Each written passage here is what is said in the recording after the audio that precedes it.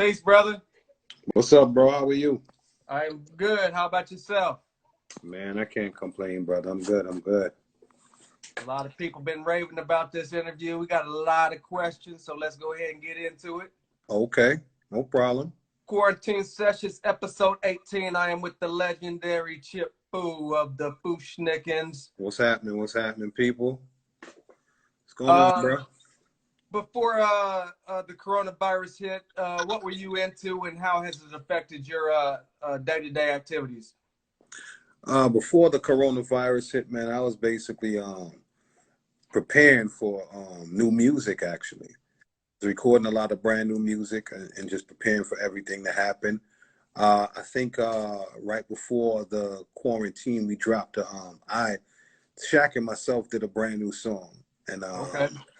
and we were just basically going back and forth about it and whatnot. And then the whole quarantine hit, and then I just stopped recording. There was a couple of things that I couldn't do, that I was used to doing, which was trying to finish up this album. It was kind of crazy that it got to that point where I was just like, well, I can't go outside and do nothing anymore. So then I tried to sneak over to the studio, but the studios ain't even trying to have that. They're like, nah, bro, this coronavirus going on, we just got to wait this whole situation out. So it kind of put me in a place where I just had to sit down and wait. Shout out to my brother that's on there. Shout out to my brother and everybody that's jumping on. Peace, peace, peace. What's up, y'all? Thanks for joining us. A lot of people in here from London. Yeah. They stayed up until 1 a.m. to check us out. So we appreciate London, that. what's up, man? That's the second home. London, what's up? What's happening, peoples? For sure. Like I said, we got a lot of questions. We got to cram it in the 55 minutes we got. So let's jump into it. Where were you born and raised at? Brooklyn, New York, East Flatbush, Brooklyn. Parents is from Trinidad and Barbados. So, they used to just shuffle us back and forth between both islands. So, I mean, that's what we just, I basically soaked up the vibe, what I'm saying, when it comes to music and everything else. So that's where the parents is from. But Brooklyn is the stomping grounds. East Flatbush, Brooklyn, 56th Street, Church and Snyder. It looked like you frozen. You frozen? You was frozen. You look like you was frozen. You look like you was frozen. I'm good, brother. We good now? I'm not frozen. Yeah. Okay. Who were some of your earlier musical influences? Early musical influence, KRS-One, Slick Rick, KRS-One, and Shinehead, a reggae artist named Shinehead. We used to basically rhyme and rap at the same time. Those are my early influences. And then, and Annie PMB, you can't forget about them, but those are my early influences. Coming up. There's a lot more, but I mean, those are the ones I sat down and I listened to was Slick Rick and KRS-One. How'd you end up getting involved with music? My brother Derek, he used to just take all my father's records and just play them loud in the house when everybody went to work. And he was an artist also. My brother's from England, so he used to always get all these Saxon tapes from England. And I used to just listen to all these Saxon tapes with him, while he was, sitting there and playing music. So I could actually say that he's the one who got me into writing music and recording and everything else, So it was something that he was messing with. And, as a little brother, you trying to get your big brother's attention. I just told him that, since that's something that you're messing with, I want to mess with it too. And then it happened. I just got better over time, and this is where we at now. How'd you end up linking up with Mock Fu and Pac Fu?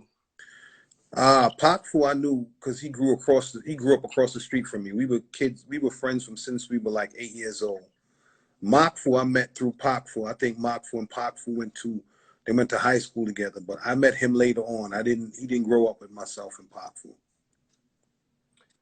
How did the name Fu-Schnickens come about? Well, Pac Fu and Mock Fu came up with the name Fu-Schnickens. I came up with the spelling because we just wanted to make sure that, when it came to us being a group, we had a totally different name and we sound totally different from everything that was out there, including the spelling and everything else. But they came up with the name Fu-Schnickens. You know what I'm saying? How did you guys develop your style, mixing martial arts with hip hop? Well, the whole martial arts thing came from myself. I mean, I studied martial arts growing up because I had respiratory problems, and my father put me in martial arts to basically help strengthen my breathing. So that was a part of my life that that I wanted to actually put in the music, you know, and especially with everybody running home at 3 p.m. on Saturdays, trying to check out the, you know, the karate flicks or whatever. So I understood that if people, you know, saw that side of us, it'd be totally different. Plus, it represented the lyrical techniques that we've mastered at the time. So it made sense. You know what I mean? You have been compared to the mighty Wu-Tang as who came up with the style first, the Wu or the Fu? The Fu-Schnickens came up with that first. Ain't no Wu-Tang come up with that first. Let's just make this clear, you know, because I heard, you know, a lot of people was sending me that same question. Who came up with it first? The Fu-Schnickens came up with it first, but because of my man Kool Kim from the UMCs, when I used to go see him in whatchamacallit, Staten Island, he was talking, he's the one that told me about a group called the Wu-Tang Clan. You understand what I'm saying? But we basically came out first before them. But I always heard about them from Kool Kim. He used to always talk to me about the Wu-Tang Clan. And then when they were shopping their stuff, you know, I used to see them going to different record companies or whatever. And we would speak because I knew the RZA from when he was on Tommy Boy. Right. Mm-hmm. So when they dropped, how did you feel knowing you came out first and you're sitting back watching these guys run with the style? I didn't feel bad at all because you got to understand, we weren't the first people to come out with the whole martial arts thing. The Beastie Boys came out with the martial arts thing first. A lot of people don't know that. When they took their pictures and they started doing stuff, they all used to rock the Asian gis in the very beginning before they got famous. So I didn't feel any way about that, you know. And then the same thing with J. Rue. J. Rue used to rock the Asian gi also in his videos. And, you know, his boy Afu Ra that was with him used to rock the Asian stuff too. So I didn't feel no way about anything. I just felt that I wasn't the only person that felt that way about the Asian culture. Right. Yeah. How'd you guys land your deal at Jive, and who was the A&R at the time? Shoot. Sophia Chang was the A&R at Jive at the time. We got our deal because I used to go to, there was a lot of battles in Manhattan, and I used to go to all the battles, and there was this one battle where it was a hip hop versus reggae battle, and I signed up for both battles to battle the people in reggae and the battle of people in hip hop, and I won both battles, and that's how everything started progressing at the time. And then we went down for Howard's homecoming that time with my man Phil Pabone, who was our manager at that time. Shout out to Phil Pabone. If it wasn't for him, there probably wouldn't be any Fu-Schnickens because he ran with us and made sure that things happened for us. Yeah, we went down for Howard's homecoming, and when we went down there, we got on stage and we tore it up. We opened up for Rakim, actually. And after we opened up for him and everybody saw what we were about, then, you know, I think the following week we had deals on the table from Def Jam, Columbia, and Jive Records. And we decided to go with Jive. I'm going to incorporate some fan questions with my questions so it'll flow within the no time problem. Let the fan questions come, because I mean I got a lot of people just kept hitting me up whole day, and I was like, yo, I can't answer all of them. Right. Shout out to everybody that's on here though. Shout out to everybody that's on here. All of my peoples that's on here. There's a lot of stuff y'all might hear that y'all never knew that I'm answering today because of all these questions. So don't get mad at me if I just say what I need to say. It is what it is. Who did the video for Ring the Alarm, and why the Chinese box? Man, friggin' Ann Carly did that video, man. What she was actually trying to do was she was trying to hire a guy. I ain't like that video. Let me just get that out the way. I ain't want to come down to no damn Chinese box or none of that stuff. Upside down, looking like we was about to fall down or whatever.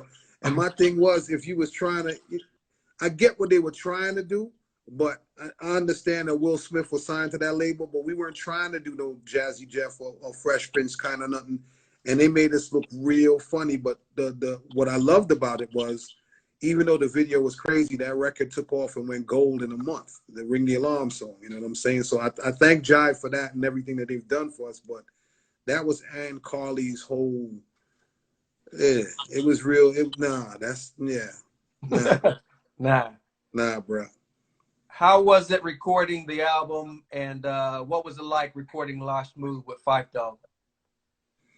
Recording the album was crazy because half of the album we did with Livio G at his house, at his studio, and when we went to Jive to record at Battery Studios, in one day we recorded True Fu-Schnick, Lash Move, Heavenly Father, and another record by Ali Shaheed, which was the last songs for the album. And it was crazy, working with Fife because, knowing him from young and then to finally get to a point to record with him, it was pretty cool. And that was just basically like the beginning of all the other records that we did, that Fife and myself did with a lot of other artists, you know what I'm saying? So it was pretty cool. A question by a fan, are you and Fife cousins? Fife is related to Pac Fu. Fife's mom and Pac Fu's mom grew up in Trinidad together, and I think that they're actually related. But I know Fife from coming on the block when, like I said, I knew Lennox from when I was 8 years old. I remember Fife coming on the block, and we all would play football together. That's where I know him from. You know what I'm saying? So we always knew each other from young, but it was a difference once we both got signed to the same label. Then it was just like, all right, cool. Now it's time to let the world know, what we about. Is it true that you two were in a group called BQE together? Yeah, you got some questions, brother. When Fife and I was touring, we came up with BQE, which is Brooklyn Queens Expressway. I'm from Brooklyn, he's from Queens, and we noticed that when, we were the only two MCs that toured together from two different groups. And when we hit the stage, we was just ripping everything down. So, Fife, while we were away on tour, Fife was like, yo, let's just form this group called the BQE. And we were supposed to start recording, right after we got off a tour. And, we was just waiting for a while to do a few things, but it never came to fruition. But there was something that we always spoke about. We started picking beats for the BQE project and everything, but we just never really got it underway. But I'm going to still rep the BQE, even though my boy's not here, you know what I'm saying? So, yeah. Is it true? Well, let me back up just a little bit. Is it true? Go ahead. Is it true? What was your favorite tours during that time? My favorite tours were Lollapalooza, the Beastie Boys tour, the Crisscross tour, and yeah, those are my favorite tours at the time.